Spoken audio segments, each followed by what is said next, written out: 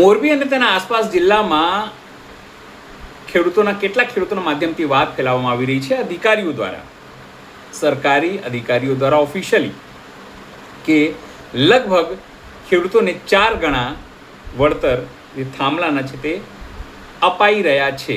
એટલે એવી રીતે નથી કે કહેવામાં આવ્યું સીધી રીતે, પણ ઇનડાયરેક્ટલી રીતે ઘુમાવીને કે આમાં આ મળશે, આમાં તે મળશે, આમાં આવી રીતે થયા ને ખેડૂતો આ મળ્યું તે મળ્યું, બધી વસ્તુ કહેવામાં આવી. પણ જ્યારે તથ્ય તપાસવામાં આવ્યું તો બધી વસ્તુ બોગસ નીકળી.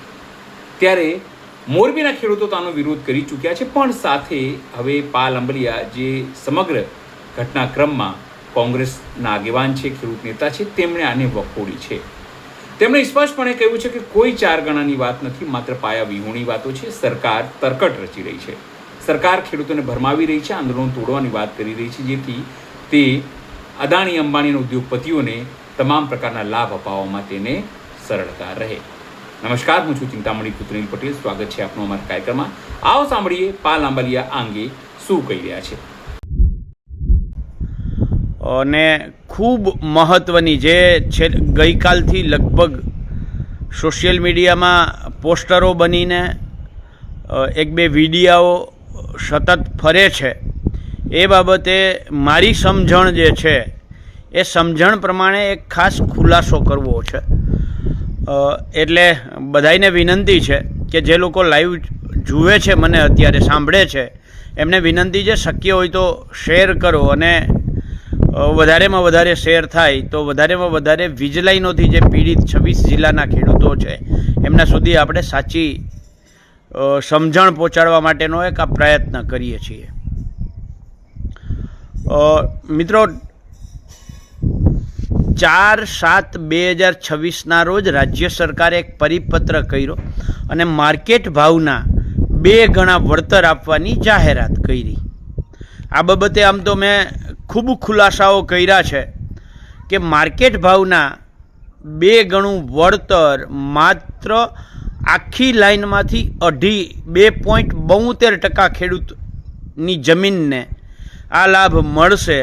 બાકીના 97.28% જમીનને માત્ર 30% જ વળતર મળશે.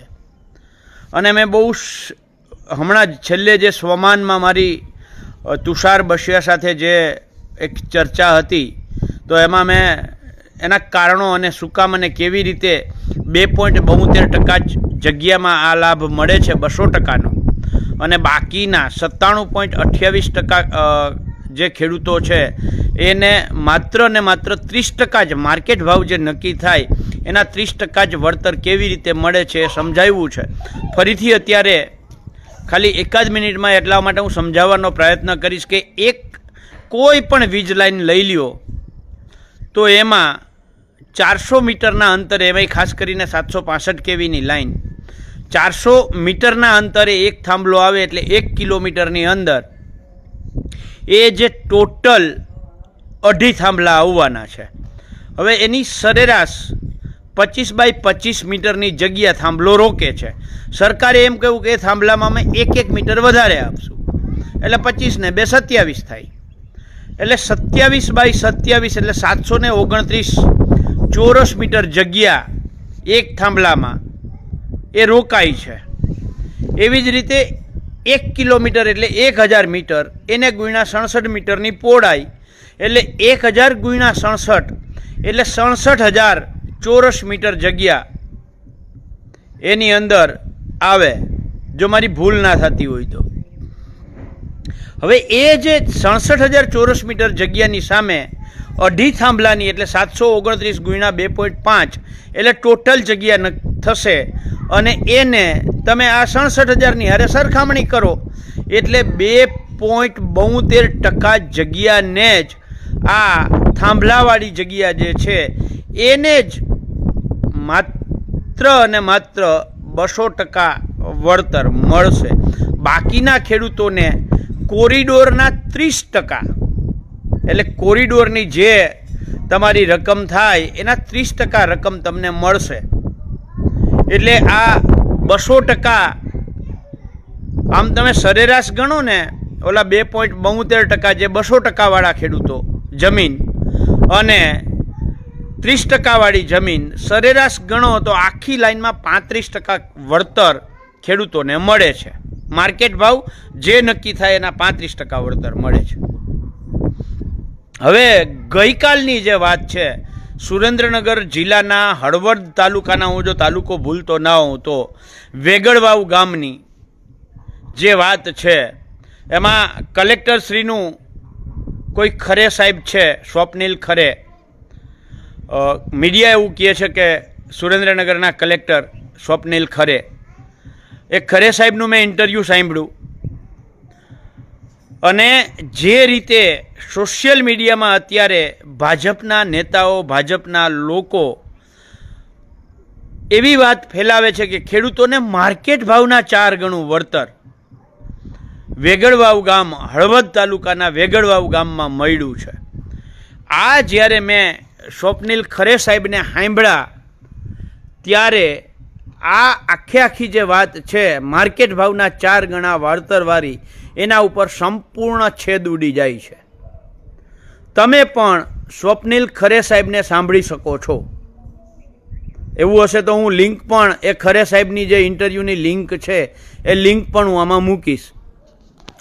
એ હળવદના વેગળવાવ ગામમાં આ 4/7/2026નો પરિપત્ર આવ્યો, એની પહેલાં ત્યાં માર્કેટ રેટ કમિટી નહીં પણ DLVCએ એક કિંમત નક્કી કરી હતી અને હળવદના ખેડૂતો, ધાંગધ્રાના ખેડૂતો આ તો લડાઈ કરતા હતા કે ભાઈ આ DLVC અમને કોઈ કાળે મંજૂર નથી, કારણ કે આ જ DLVC જ્યારે મોરબીમાં કરે છે ત્યારે અલગ ભાવ નક્કી કરે છે, હળવદમાં અલગ ભાવ નક્કી કરે છે, ધાંગધ્રામાં અલગ ભાવ નક્કી કરે છે, એટલે અમને DLVC કોઈ કાળે આ મંજૂર નથી. જે ખરે સાહેબની વાત તમે સાંભળો તો એમાં એ બહુ સ્પષ્ટતાથી અને ચોખવટ કરીને કહે છે કે અગાઉ DLVCએ જે 14 લાખ રૂપિયાની આસપાસ ભાવ નક્કી કર્યો હતો એના 58 લાખ રૂપિયા થયા છે. એનો અર્થ એવો કે એ માર્કેટ રેટના 4 ગણા નથી થયા. જો માર્કેટ રેટના 4 ગણા કર્યા હતા, 2 ગણા કર્યા છે અને થાંભલાની જ કિંમત નક્કી કરી છે. સમજો, કોરિડોરની નહીં, થાંભલાની જ, બરાબર છે. એટલે એ 58 લાખના જો માર્કેટ રેટના 4 ગણા હોત તો ડાયરેક્ટ 1,18,16 લાખ રૂપિયા થાત. માર્કેટ રેટના 4 ગણા હોત તો 1,16 લાખ રૂપિયા થાત. પણ આ માર્કેટ રેટના 4 ગણા નથી. આ કોના છે?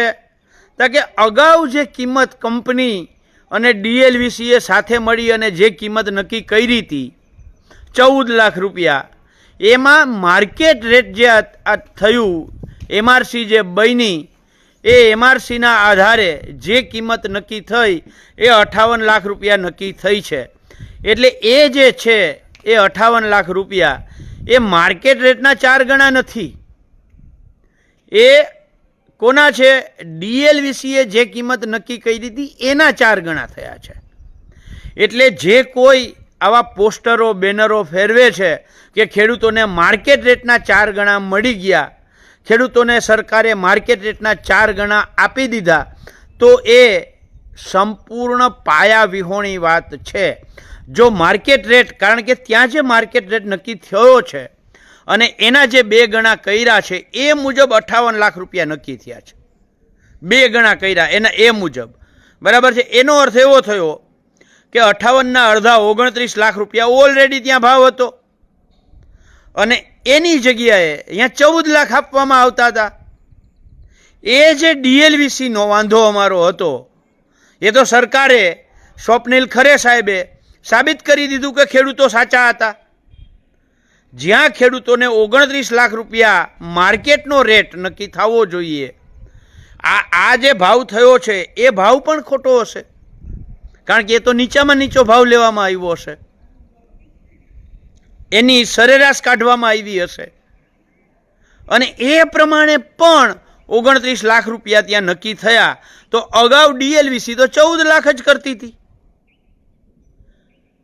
એટલે ખેડૂતોને જે આ માર્કેટ રેટના 4 ગણા છે એમ કરીને જે ગુમરાહ કરે છે એ વાત તદ્દન પાયાવિહોણી છે, ખોટી છે. અને સરકારે સ્વપ્નિલ ખરે સાહેબે પણ સ્વીકાર્યું પેલા 14 લાખ રૂપિયા ડીએલવીસીના નામે અમે આપી. એટલે ભલે એણે એમ નથી કહ્યું કે અમે ખેડૂતોને છેતરતા હતા, ખેડૂતોને મૂર્ખ બનાવતા હતા કે ખેડૂતો હારે દગો કરતા હતા, આવું નથી કહ્યું.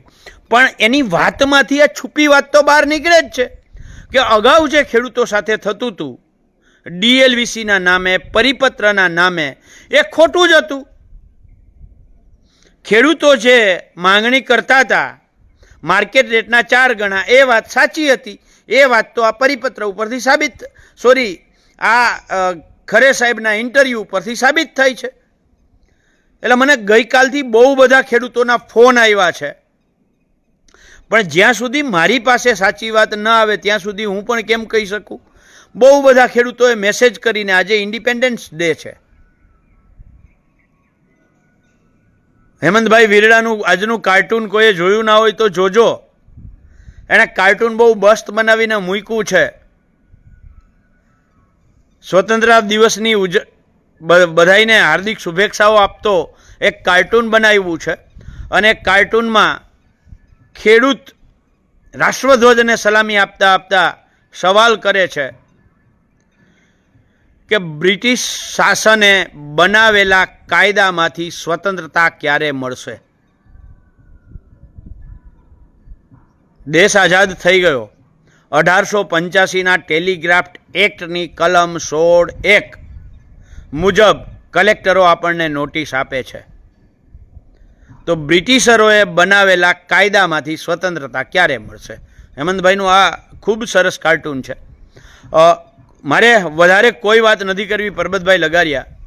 મારે ખેડૂતોને આટલું જ કહેવું હતું કે જ્યાં માર્કેટ રેટના 4 ગણાવાળી વાત, જે વિડીયો કે જે પોસ્ટરો, બેનરો જે કોઈ ફેરવે છે એ ખેડૂતોને ક્યાંક ને ક્યાંક ગુમરાહ કરવા માટે ફેરવે છે. એટલે આનાથી સાવચેત રહેજો. માર્કેટ ભાવના 4 ગણા નહીં. અગાઉ ડીએલવીસીએ જે ખેડૂતને સંપૂર્ણ છેતરવાવાળી આ જ સરકારે બનાવેલી ડીએલવીસી હતી, જે ખેડૂતોને સંપૂર્ણ છેતરતી હતી, એ ડીએલવીસીની કમ્પેરમાં, એની સરખામણીમાં 4 ગણું વળતર નક્કી થયું છે.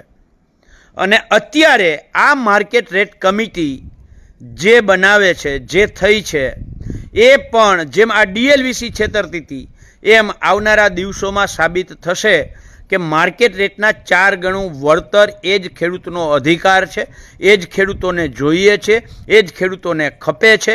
એનાથી નીચે કાંઈ ખપતું નથી. માર્કેટ રેટનું 4 ગણું વળતર નંબર 1. નંબર 2, જે અમારી સામે આ વીજલાઈન અહીંથી અમારી માથેથી નીકળે છે એ અમારા ઉપર જિંદગીભરનું જોખમ મૂકીને જાય છે. આ જોખમ સામેની અમને પોલિસી આપો. અને નંબર 3, આ જે વીજલાઈનો નીકળવાના કારણે અમારી જમીનની કિંમત ઘટે છે, આ ઘટતી કિંમતનું વળતર પણ અમને આપવામાં આવે. આ વાત સાથેની લડાઈ ચાલુ હતી, ચાલુ છે અને ચાલુ રહેશે. આ સરકાર પાસેથી આ 3 બાબતો જ્યાં સુધી સરકાર આના ઉપર એક મક્કમ, યોગ્ય, ખેડૂતલક્ષી, કંપનીલક્ષી નહીં, 4/7/2026નો પરિપત્ર કંપનીલક્ષી જ છે, બરાબર છે. ખેડૂતલક્ષી સરકાર આ 3 બાબતોનો સમાવેશ કરતા જ્યાં સુધી પરિપત્ર ન કરે ત્યાં સુધી આ લડાઈ ચાલુ રહેશે. જય જવાન, જય કિસાન, જય જગત. પાલ આંબલિયાની વાત સાંભળીને આપણે શું લાગે છે જરૂરથી અમારા કોમેન્ટ બોક્સમાં કોમેન્ટ કરજો. એ સિવાય અમારી યુટ્યુબ ચેનલ લાઈક કરો, સબસ્ક્રાઈબ કરો, બેલ આઇકન દબાવો. સાથે અમારા નવા ઇન્સ્ટા પેજ અને ફેસબુક પેજને પણ તમે લાઈક કરો, શેર કરો અને ફોલો કરો. અત્યાર માટે બસ આટલું જ. નમસ્કાર.